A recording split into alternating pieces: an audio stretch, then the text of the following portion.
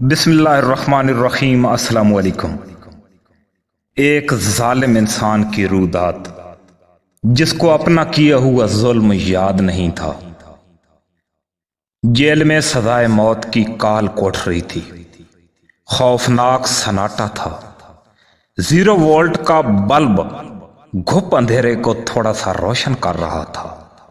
5 by 5 fit کا چھوٹا سا خانہ اس کو قبر سے بھی زیادہ خوفناک محسوس ہو رہا تھا۔ باہر شاید بارش ہو رہی تھی۔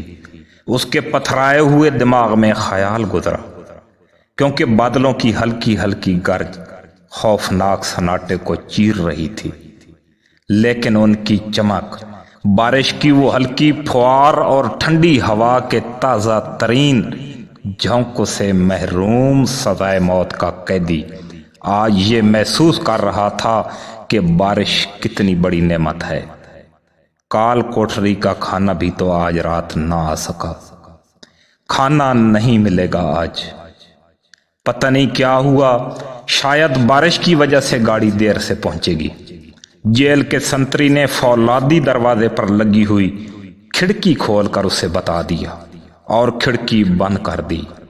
اس کو کھانا نہ ملنے کا غم نہیں تھا، لیکن 5 دن کے بعد ایک انسانی آواز جو اس سے مخاطب تھی، اس کے سننے کی خوشی تھی، کیونکہ وارڈن بغیر کچھ کہے کھانا آہنی دروازے کے نیچے سے سرکا دیا کرتا تھا۔ بھائی میری بات تو سنو۔ وہ تڑپ کر اٹھا۔ مجھ سے 2 باتیں تو کر لو۔ لیکن کال کوٹری کا وارڈن کب سے جا چکا تھا۔ بس پھر سے وہ تنہا اور وہ کالی قبر تھی۔ آنسوؤں کی لڑی نہ جانے کب سے بہہ رہی تھی اور رکنے کا نام نہ لیتی تھی۔ یا اللہ، میں سزائے موت کا مجرم کیسے ٹھہرا؟ اپنے رب سے اس کا ایک ہی سوال تھا، میں نے تو تیرے بندوں پر کبھی ظلم نہیں کیا۔ اے رب ذوالجلال، تو جانتا ہے کہ میں بے گناہ ہوں۔ اپنے رب سے باتیں کرتا، نہ جانے کب نیند کی وادیوں میں کھو گیا، تو خواب میں دیکھتا ہے کہ ہندوستان کی تقسیم ہو رہی ہے، ہندوؤں کے قافلے بھارت جا رہے ہیں اور مسلمان پاکستان آ رہے ہیں۔ کشت و خون کی لڑائی لڑی جا رہی ہے، لیکن اس کو کوئی پرواہ نہیں۔ کڑیل جوان اور مضبوط جسم کا مالک روزانہ گھر سے نکل پڑتا ہے اور دیکھتا ہے کہ ہندوؤں کی چھوڑی ہوئی کوئی بھی چیز اچک لے۔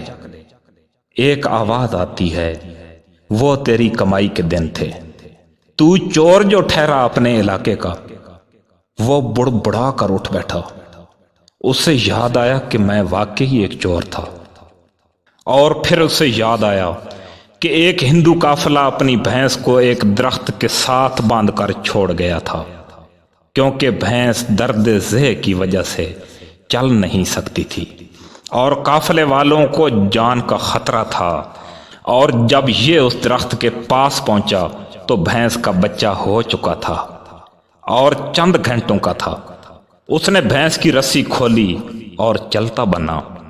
اس نے دیکھا کہ بچہ چل نہیں سکتا اور بھینس بار بار مڑ کے بچے کی طرف دیکھتی ہے، یعنی بچہ بھینس کے چلنے میں رکاوٹ بنا ہوا ہے۔ تو اس نے فوراً بندوق نکالی اور بچے کو فائر مار دیا۔ وہ بچہ تڑپ تڑپ کر وہیں مر گیا۔ بھینس نے آسمان کی طرف سر اٹھایا اور پھر جھکا دیا۔ اس نے منڈی میں جا کر بھینس کو بیچ دیا۔ اسی طرح زندگی بسر ہوتی گئی۔ اس کی شادی ہو گئی، بچے ہو گئے۔ وقت بہت اچھا گزر رہا تھا کہ گاؤں کا ایک با اثر آدمی قتل ہو گیا اور الزام اس پر آ گیا۔ اتنے میں کال کوٹری کا دروازہ دل خراش چرچراہٹ کے ساتھ کھلا۔ اس کی سوچوں کا تسلسل یک دم ٹوٹ گیا۔ جیل سپریڈنٹ اس کی کوٹری میں داخل ہوا۔ میاں تاج دین ولد میاں رحمت دین، کل تمہیں فجر کے بعد سورج طلوع ہونے سے پہلے پھانسی دے دی جائے گی۔ اپنی آخری خواہش بتا دو۔ تہجد کے وقت آپ کو گرم پانی کی بالٹی مل جائے گی، آخری غسل کر لینا۔ اور وارڈن کو اپنے ورثاء کے نام لکھوا دیں۔ تاج دین ہکا بکا رہ گیا۔ قدرت کے انتقام کی گھڑی آن پہنچی تھی۔ اس نے ایک کمزور اور معصوم بچے کی جان لی تھی، اور اس کی دکھی ماں کی آہ آج اسے تختہ دار پر لٹکا رہی تھی۔